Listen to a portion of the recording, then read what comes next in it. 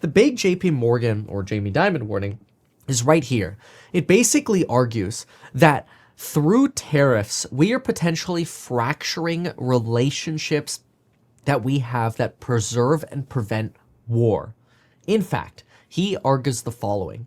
We've got not only the war in Ukraine, terrorism in the Middle East, and the real possibility that Iran may develop a nuclear weapon. In fairness, supposedly we had pretty good indirect talks this weekend with Iran. We'll see how that develops. Everybody always says that, and then who knows. But anyway, Europe's potential fragmentation, ongoing trade disputes, the rise of China. If Iran acquires a nuclear weapon, many other nations around the world will seek to acquire nuclear weapons, presenting us with a catastrophic situation. A global nuclear arms race is the worst outcome that could happen to our world, and this may be the greatest threat to mankind's survival. Lastly, it is extremely important to recognize that security and economics are interconnected. Economic warfare has caused military warfare in the past. China ready to work with Vietnam. China is already working with all of our allies. China is working with Canada. China is working with the European Union. China is working with Vietnam. They're working with Japan. Basically, all of our friends are working with China.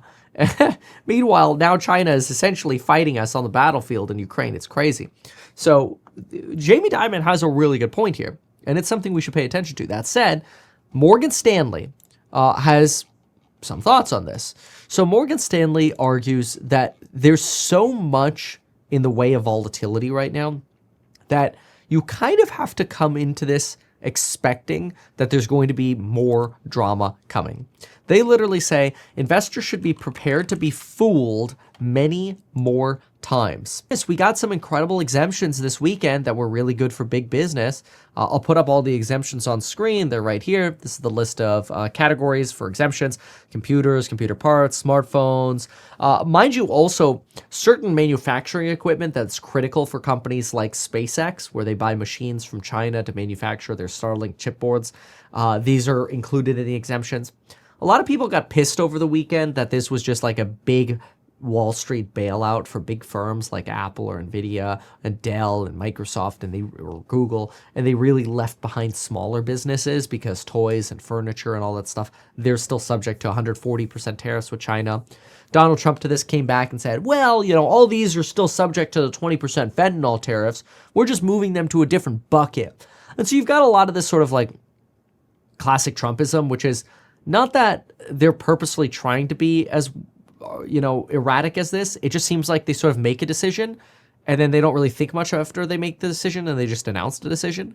And then when people are like, wait, but what about this? They're like, oh yeah, this is actually what we meant.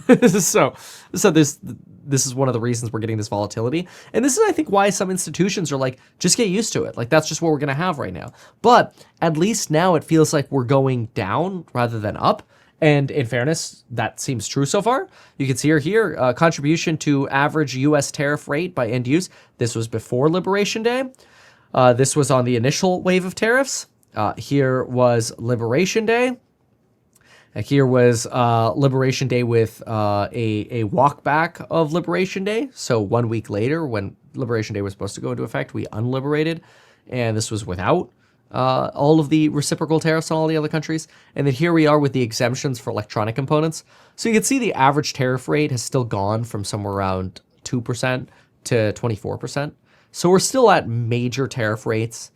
Donald Trump is freaking out, saying, hey, it's not fair that, the mainstream media is purposefully trying to ignore that we're trying to say, China is still, products from China are still subject to an existing 20% fentanyl tariffs. He's doing this out of somewhat of a frustration because it has been very confusing to follow exactly what all these changes are. So a lot of people are having problems. And I'm not here to defend the mainstream media, but it seems like every hour there's a new interpretation of what's going on. All of it is really exhausting, but I will say something that is positive because I'm trying to give you as much of a balanced POV as possible. As the Chinese embassy in the US has said, China is assessing the related impact of this, exemption. This is a small step for the U.S. side to correct its wrong practice of unilateral reciprocal tariffs. Okay, that's kind of cool.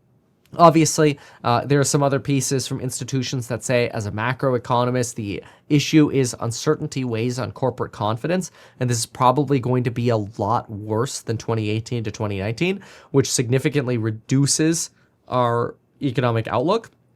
And this is fair. And so this is kind of where you just have to pick which boat you're on. Are you on, I don't care if we go into recession, we'll be fine, which is basically the JP Morgan way?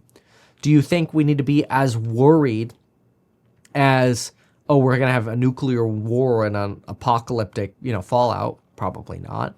But are there reasons why people are fleeing to gold and away from the dollar and treasuries? Yeah, because it's becoming a little harder to understand and predict America.